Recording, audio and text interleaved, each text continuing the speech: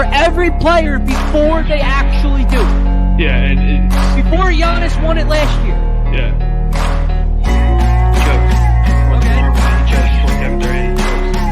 Same thing. It's the same for every player. Only player.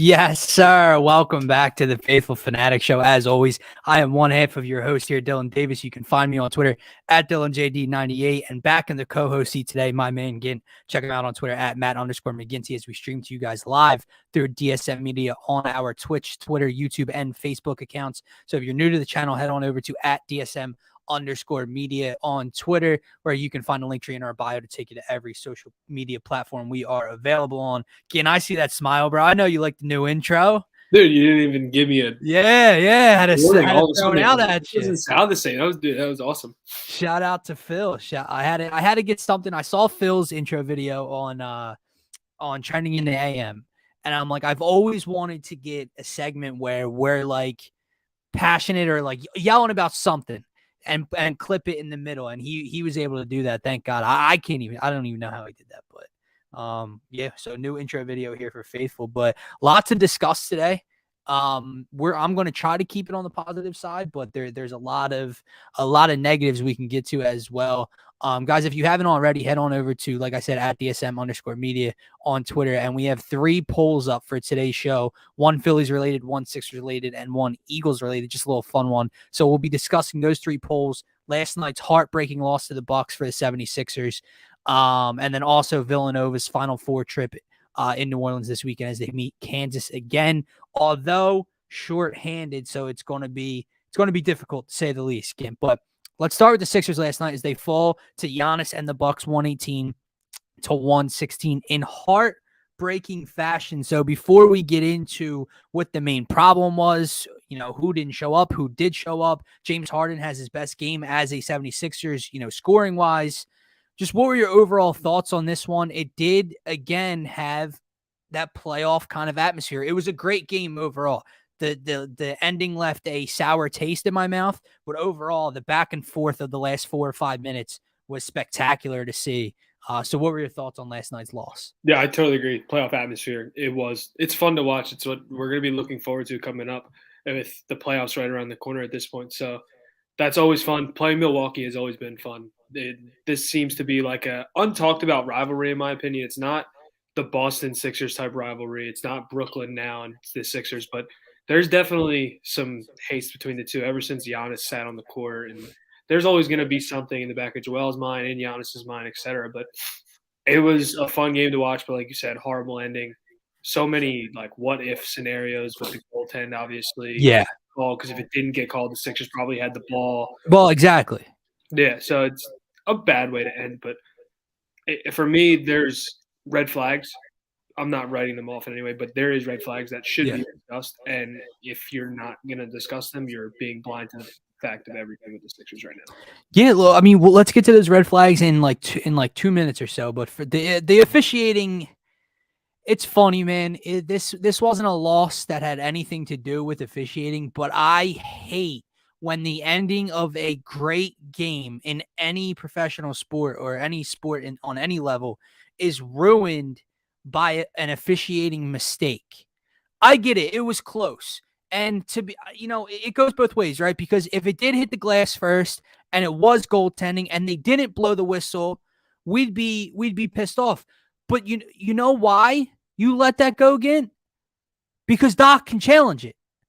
Doc's able to make that call if it was a goaltend, right? With that mess up at the end of the game, like you said, it would have been 1.6 just around 2 seconds. Sixers side out. That's more than enough time to draw something up. And now, again, Doc out of a timeout. Who the hell knows how that game ends anyway? Could have been even uglier. But they would have had a chance, right? If you don't blow your whistle. Ref blows his whistle, calls it a goaltend, review it, not a goaltend. After Giannis smacks the ball like it's a volleyball out of bounds, which, like I said, would have been Sixers ball, instead of a side out with a chance to tie or take the lead with 2 seconds left, center court, jump ball. As soon as the ball's touched, clock starts. There's no chance. So a great game is ruined by an officiating mistake, and that bothers me, dude. Just like stay silent. So many times I'm just yelling at my TV, like, put your whistle away, man. Like, I get it. As a Sixers fan, we know what people say about James Harden and Joel Embiid. So, but I really don't want to hear that when it comes to the Milwaukee Bucks fans. Like, I don't know if you've watched Giannis Antetokounmpo play basketball, but if Joel Embiid drove to the basket like Giannis does with that type of fierceness and quickness, Joel Embiid would foul out in the first half. Giannis lowers his shoulder to separate and create contact on every possession. And my man gets every call in the book. Chris Middleton got every call in the book last night. So I don't want to ever hear about the officiating. The officiating really spoiled the end of a great game. But let's get to our first Twitter poll when it comes to the Sixers last night and get to those red flags and what you were discussing. So our Sixers Twitter poll is: the Sixers fell 118 to 116 versus Giannis and the Bucks last night. James Harden had his biggest scoring night as a 76er, but it wasn't enough. What was the main issue in last night's loss, Gin? Was it Tyrese Maxey with a quiet, struggling night? Was it the 5 minutes that Paul Millsap was the primary defender on Giannis? Was it Doc Rivers, which you can kind of lump those two together? Or is it something else that you noticed last night? Problem one, I'm going to go with Doc. I think that's pretty obvious. It was six. I think it was 6 game minutes of Giannis and Embiid, or Giannis on the floor without Embiid, and Giannis scored like 15 points or something. It was some ridiculous stat. So does that shows you a lot? It shows you obviously Embiid needs to be on the court. He needs to almost mirror Giannis's minutes, in my opinion, in terms of being that rim protector that he is. But the Tyrese thing is, I think, also a huge red flag that a lot of people don't want to talk about because they love the kid. When we look at the Eastern Conference, you look at the guards in the Eastern Conference and guys that are going to guard him. You look at Drew Holiday. You look at Marcus Smart. You look at the Zach LaVines and DeMar Rosens, even though they're not the best defenders. But he's going to have to get creative on ways he scores. And it's definitely something I brought up since he's been in the starting lineup is how can he match up with these bigger, stronger guards that, he's still going to be faster than them, but they're able to use their strength, get him out of his spots that he wants. And last night was 3 of 11. And again, I'm not writing anything off in terms of Philadelphia, just bringing up red flags, because to sit there and say everything was fine to Danny last night isn't correct. And he played not well. And we've talked about this on the show a couple times. If all 4 of those guys can't play well, can we win? You saw it last night. He had 7 points and we lost by 2 points. It's not like the game, he wasn't the reason we lost, I should say. I'm not going to put him number 1. I put Doc 1, but that is a red flag that should be brought up is what is he going to do against some elite defensive guards in a playoff series, in a 7-game series? No, he definitely, I don't want to use the word shrunk. Like against Brooklyn, everybody shrunk. He shrunk. Last night, he had an off night but he struggled on both ends, defensively and offensively. He didn't have his best stuff. It's weird because we see that, and then we see other performances like against the Memphis Grizzlies or or against the Miami Heat, where the kid's scoring 28, 25 points and leading them to a victory. So it's a red flag, but I'll chalk that one up as let's hope it's just, a little bit of an outlier there. Doc Rivers' handprint is all over this one. It was as poor of a coaching performance, second half specifically, as I've seen. And I've seen a lot by Doc over his tenure as a 76er, right? Mark Jackson said it on the post-game show. I don't know what Doc's not getting.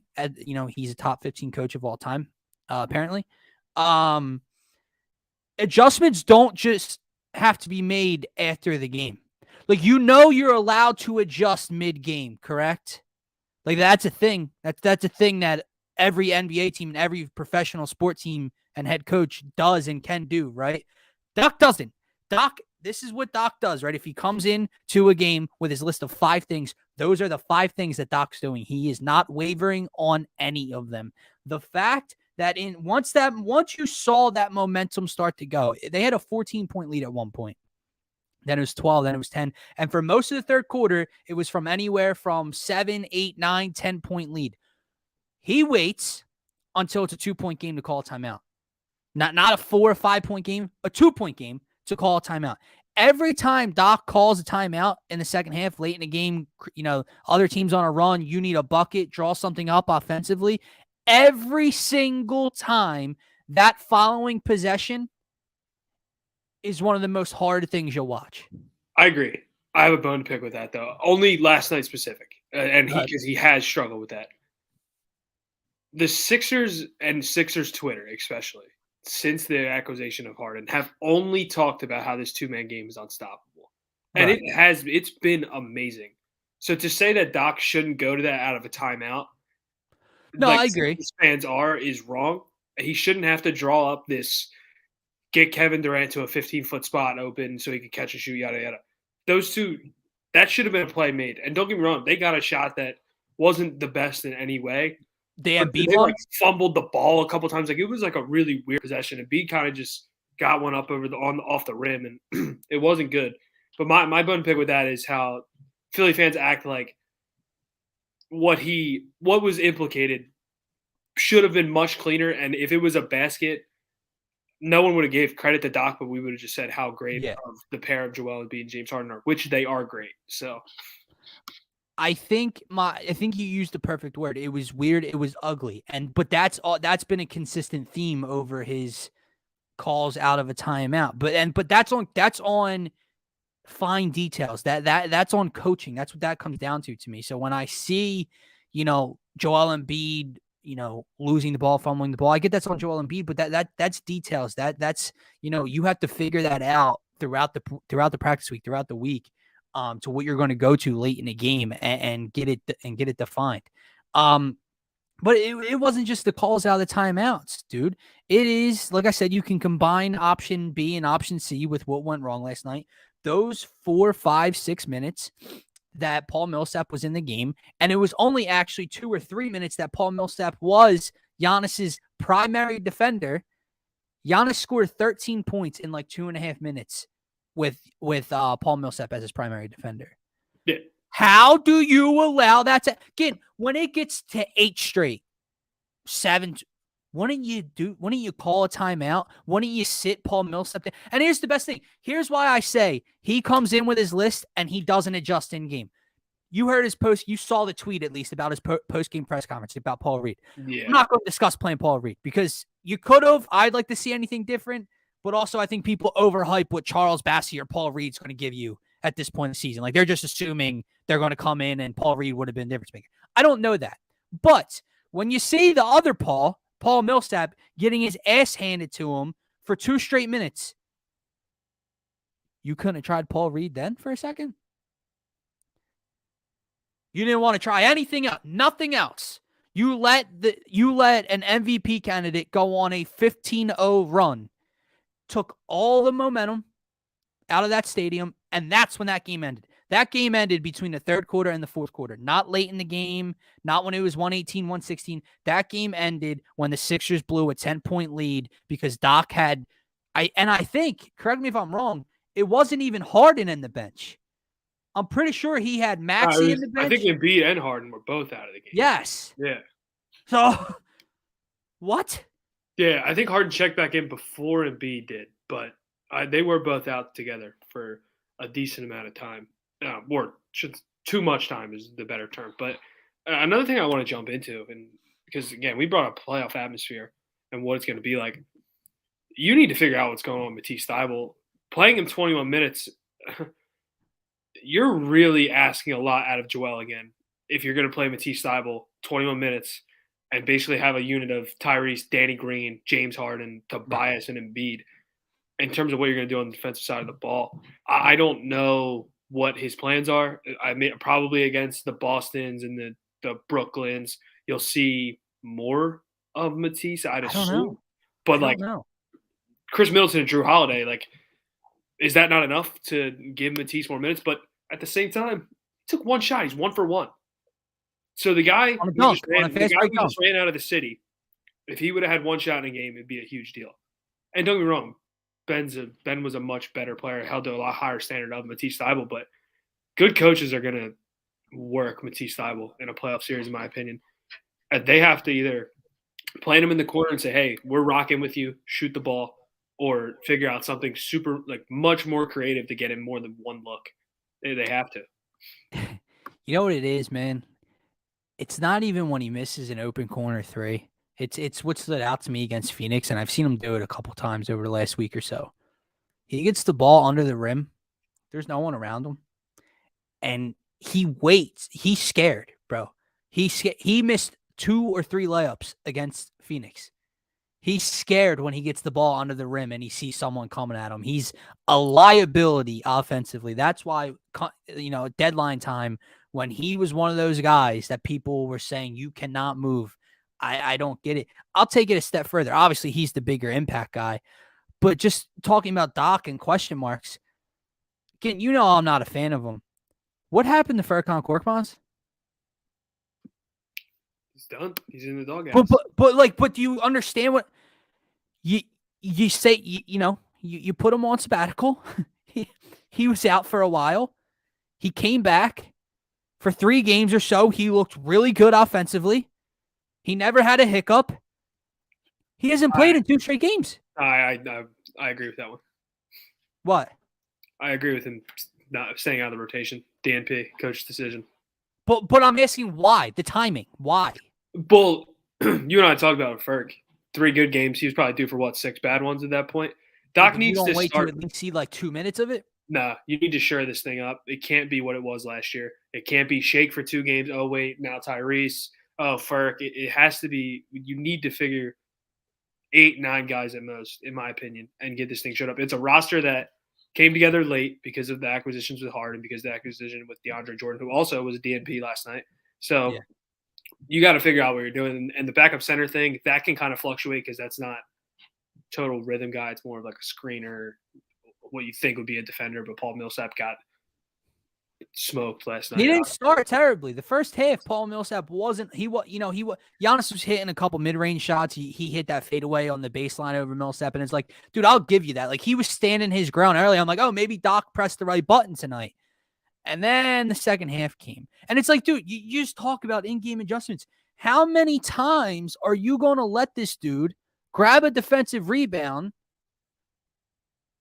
and travel from foul line to foul line without getting a body on him? One of 2 things is happening when Giannis is coming full steam ahead: a foul or a dunk.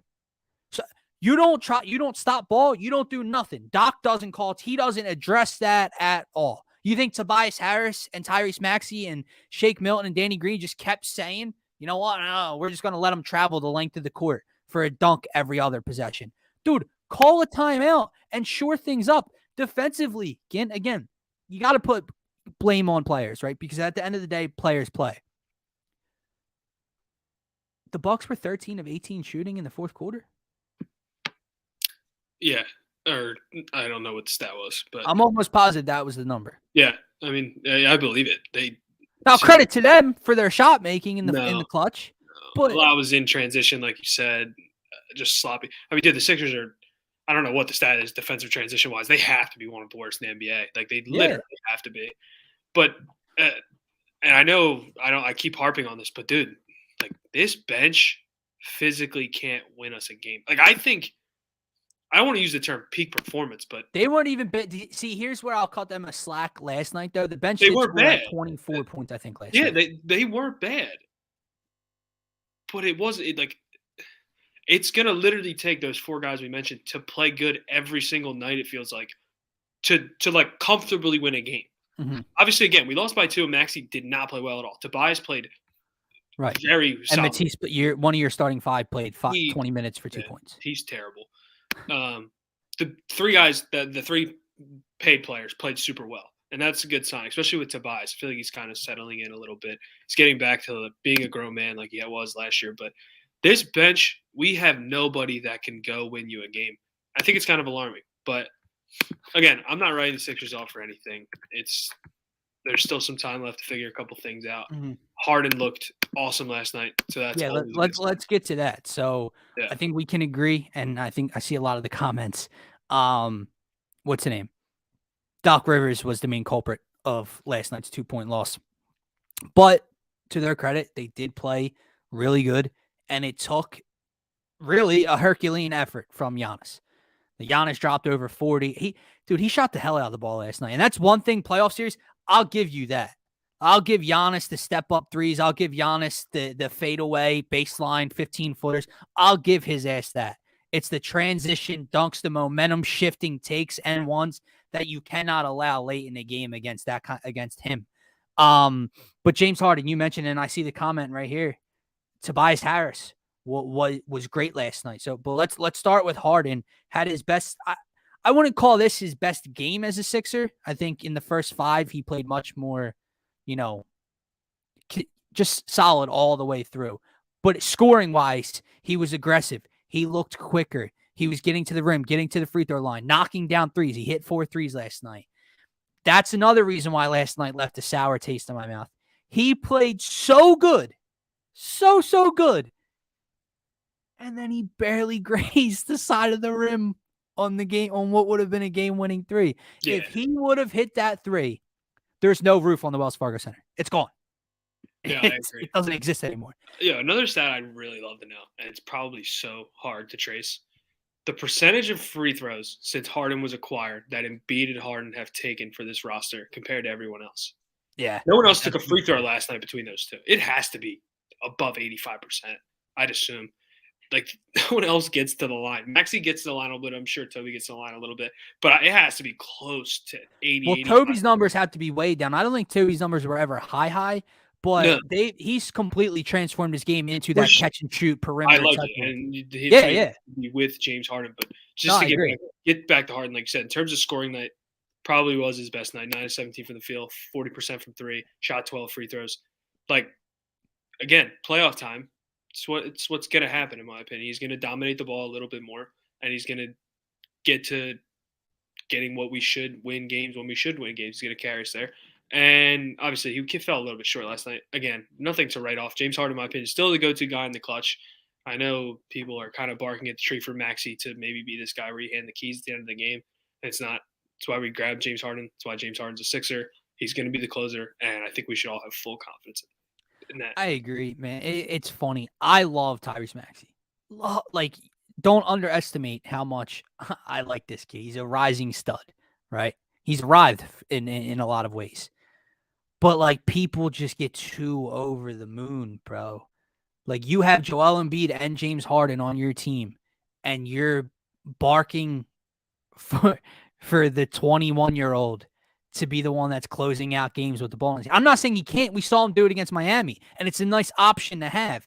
But that's not something I would put on Doc because, people are complaining at Doc, for not putting him in that position. That's not something I would do. Last night, end of game, it's James Harden and Joel Embiid. If they double on a switch with Brook Lopez, and he has a move that he's literally patented and everyone in the league is afraid of. And exactly. He just missed, man. If he makes the shot, different story. Yeah, makes a shot. It's a great play. He's missed that and the other instead. What I will say, come playoff time, don't get me wrong, the bench is a huge worry. And I know we're just going to keep talking hypotheticals until the postseason comes.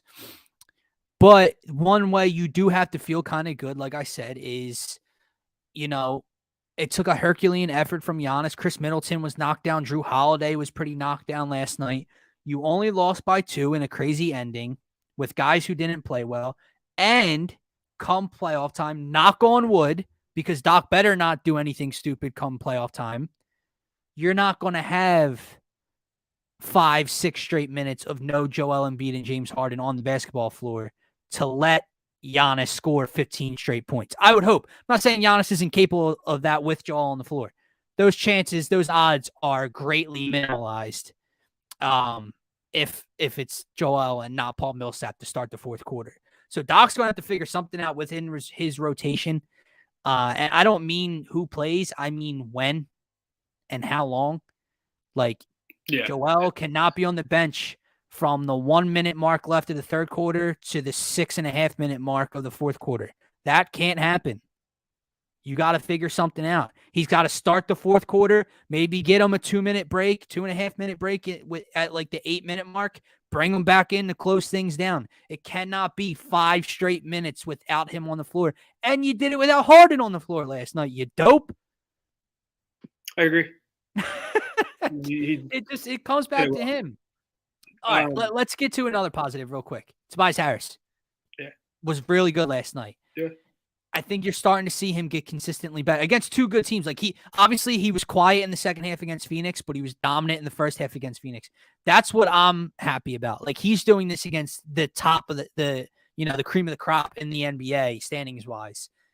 How consistent do you think this can be? I think he can be super consistent. We talked about it. I want him to settle in this role, and I think he's starting to settle in it. Things take time. James Harden's not, even though he's as great as he is, getting a new teammate like James Harden where, again, there was a hole in your lineup for the first whole half of the season with Ben obviously not in the lineup. And you have to acclimate to a new role without Ben. Now you have to acclimate to a new role with a guy that's top 3 on the ball in the entire NBA probably. So it's going to take time, and it's taking time. And he, again, last night looked great. So hopefully this is the tide that he turns and he'll stick to that catch and shoot jump shooter that can also make a play on the ball sometimes and just be a body that rebounds. Pretty sure he had double-digit rebounds last night, right? Like 11 rebounds. I think so, yeah. Yeah, So he said, I don't get that scared anymore when I see Tobias shoot a 3. I'll tell you what, Tobias doesn't either. That's the most important piece to this, right? When he was looking like the outlier, like an outcast when James was first brought here and Maxey was shining, I think you saw that lack of knowing what to do, that lack of adjustment to becoming a catch and shoot 3-point kind of guy, not confident in his jumper at the time, not confident in his 3-ball at the time, and you don't see that anymore.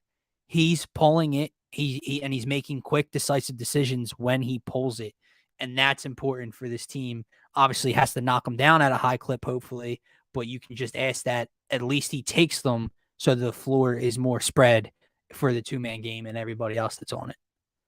Yeah. I agree. And like I mentioned, Tobias is a pro, dude, and he's acclimating to that role. He's acclimated to so many roles in his career. It's kind of, if you really break down his career, it's kind of cool to see what all he's done. Mm-hmm. So it's exciting.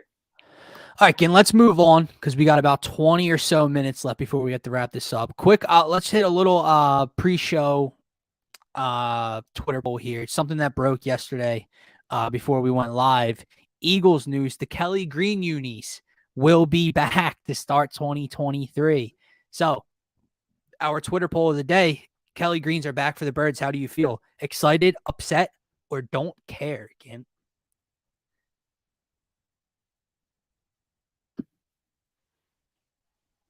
Don't care? I think it's one of the most overhyped things in the city.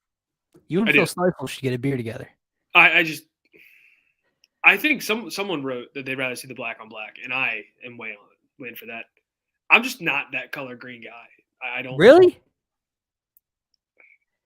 I think it's just a popular thing that people like. I think if you really looked at the uniform, you'd be like, see, I think they're really clean. I'm happy they're back. So what?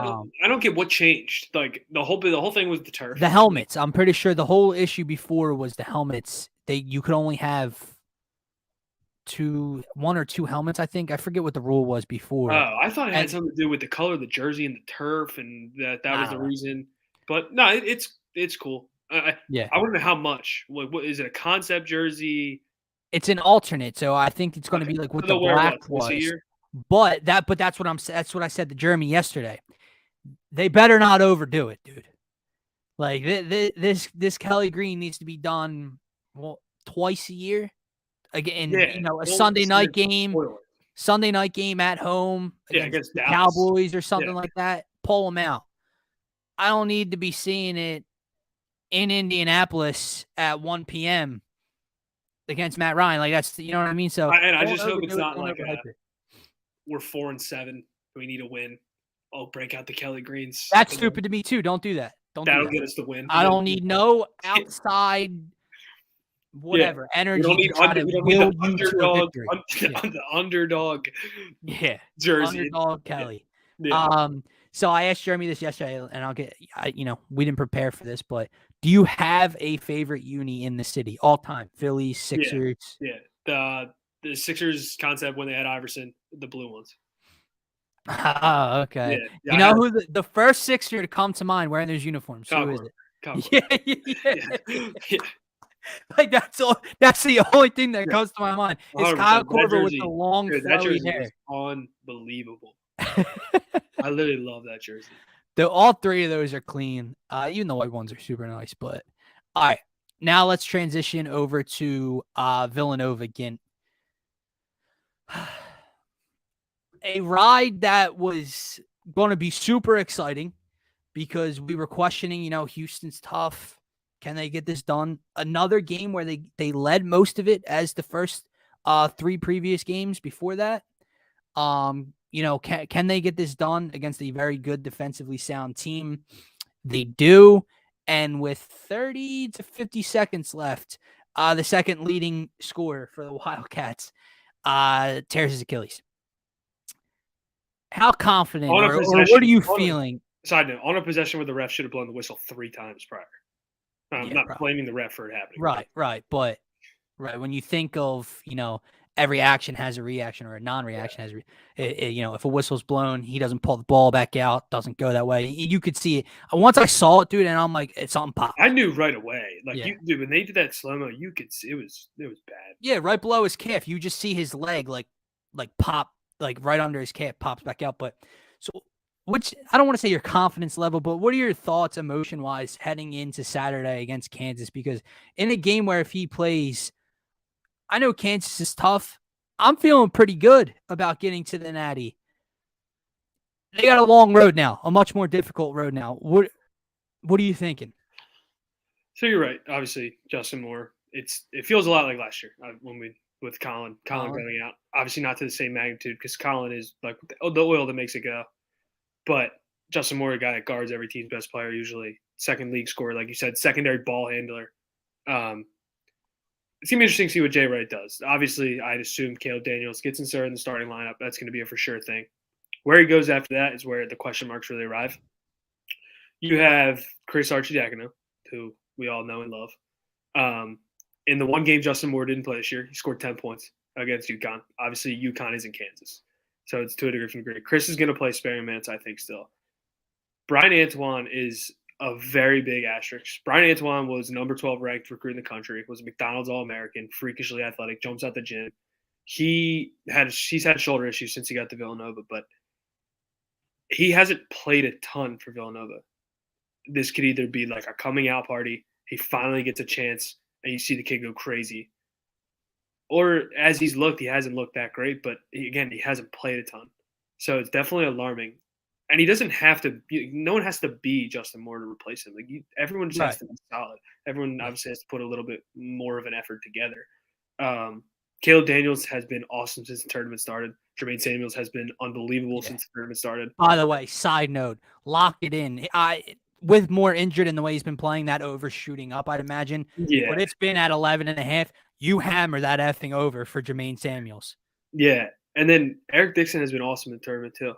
In the one game Justin Moore didn't play, Eric Dixon put up like 24 points. Again, not Kansas. It was only UConn. So we'll see. It's an uphill battle, like you mentioned, for sure. It'll be super interesting to see where he goes. What also stinks is he's out, and Jordan Longino, who played the second most minutes off the bench the entire season, he's not playing either. So they're down 2 guys in a 6-man rotation, or 7 with Longino, which is where it really gets difficult. That's my biggest thing. Can't put anything past Jay Wright, best coach in the country. It's not up for debate. And Colin has to take a massive step. Houston did a really good job taking Colin out of the game. Really hands-on team, hand check all over the place. Refs were just allowing it the other night, but that's okay. But Colin was built for this moment. He's a third-team All-American, which was a joke, but he has carried the weight of a team like no other player in the country has in my opinion. So we'll see where they do. I'm going to be honest with you. Everything's bonus at this point. When you lose that much in an Elite Eight game with very minimal time to prepare, it's like last year when Colin went out and they lost in the Big East tournament. Yeah. In the first round, I'm pretty sure. Everyone was like, "Oh, dude, there's no shot they can win a game." But they had time to prepare and they won 2 tournament games. They made it to the Sweet 16. And that's not like the Villanova standard, but with losing Colin, it's like That was a very good stepping stone. You don't have that much time. You don't have 2 weeks to prepare because they lost the conference tournament, so it gave them a whole week, and then they had a week of practice prior to leaving. This you had what, half a week with travel days. You probably had what, 4 days of practice. They were sent off today, I believe. Yeah, so it's an uphill battle, and I firmly believe that at this point everything is bonus. I think Kansas is the favorite to win it now. That Like probably win this game. to win the tournament, and that probably is because of the odds of them winning this game. It probably jacks it up a little bit. That's So true. I think Duke might be the odds-on favorite. I think they were like minus 185 or something, really, and then it was Kansas after that. they stink.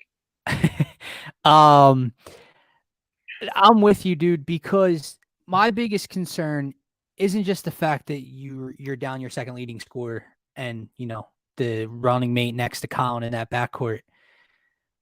You're already an incredibly short team. you run six, quite literally they play six, and that six is what, or they play seven. That seventh, Caleb Daniels obviously plays a decent amount.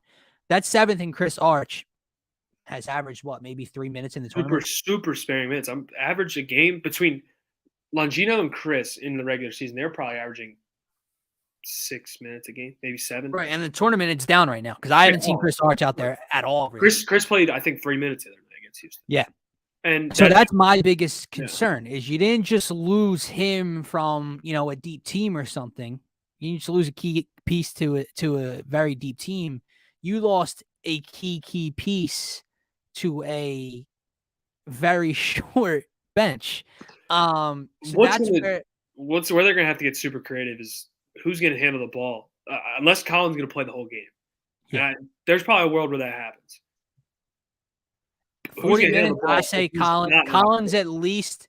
Colin, I think, is going to play 35 to 36. I was going to say probably 37 minutes. He might not play 3 minutes. And in that 3 minutes, can you get the ball over half court and get into something?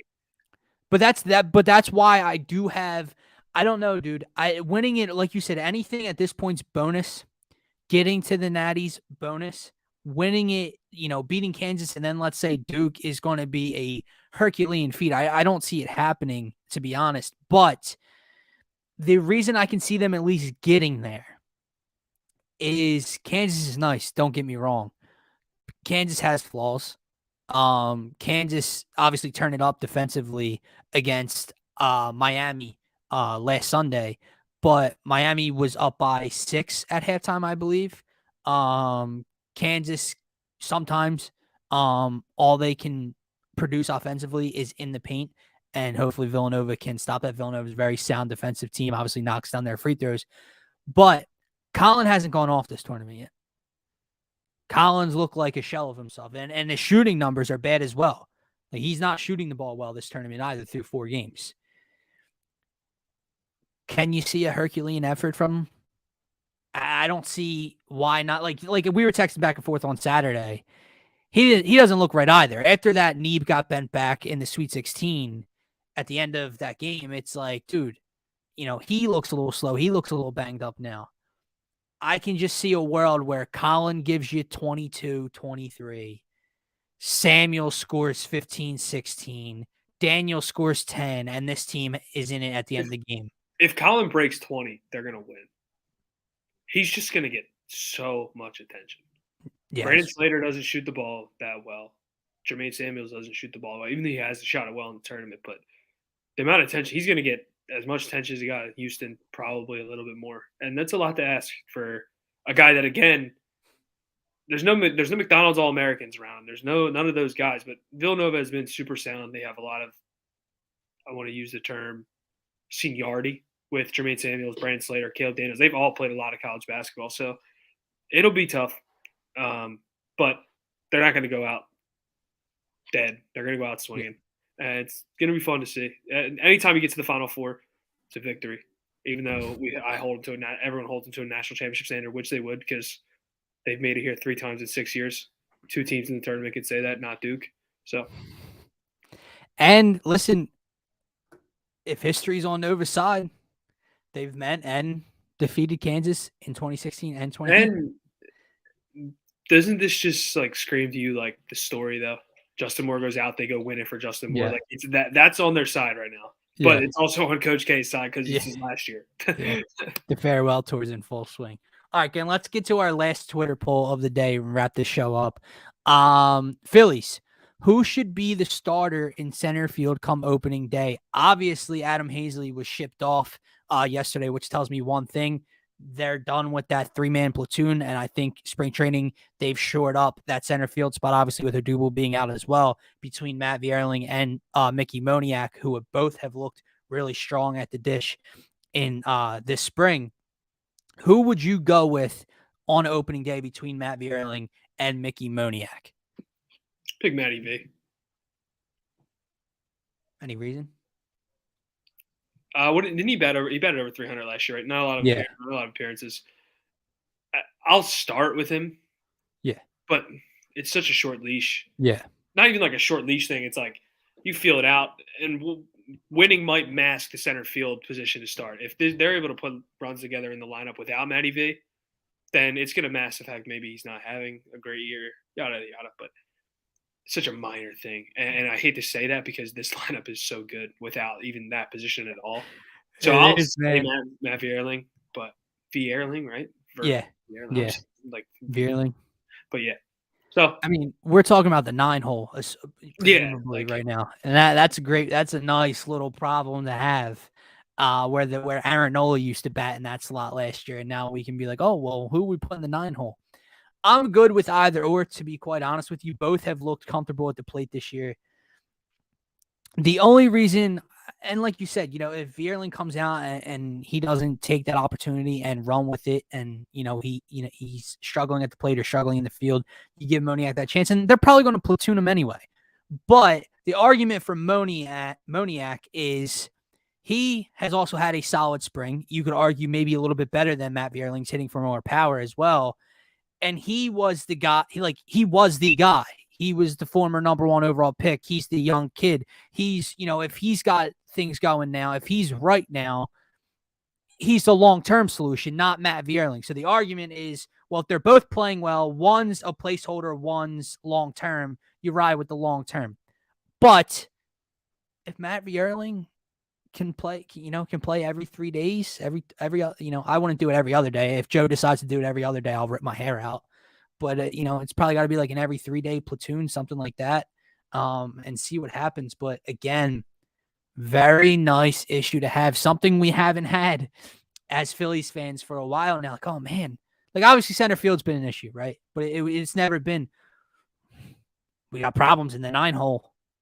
Like, who's batting 9th? So we'll see. I'm extremely excited. The season it needs to get here. This is where I'm at with Philadelphia sports right now. I'm in such a cruise control right now because you got the Eagles and the NFL, which the Eagles aren't doing much free agent wise. And we know that they have a lot of ammunition in the draft. The draft's a little less than a month away. So I got to wait for that. We got the Sixers, who obviously seeding matters. And every game I'll be watching, but we know they're going to be a top 4 seed. Just get me to the playoffs. The Phillies. Okay, I've seen Castellanos hit a home run. I've seen Kyle Schwarber hit a home run in spring training. Bryce has 3. Just give me the opening day when the record matters. I'm in such let me sit back and just get there. But I think that's going to wrap up. The only thing keeping me going is Nova right now, but that's going to wrap up this Wednesday edition of the Phaithful Phanatics Show, guys. If you don't already, subscribe to DSM Media on YouTube. Follow us on Twitter at DSM_media. Hit the link in our bio, and it takes you to every social media platform we are available on. We're also on TikTok, Instagram, Spotify, Apple Podcasts. We are on everything. We have a TeePublic account, so go check out our merch. We got a couple really cool designs up already, and we have a couple Phillies designs going up today or tomorrow as well. You can check me out on Twitter at DylanJD98, and my co-host Matt McGinty on Twitter at @_McGinty. Have a great night, everybody.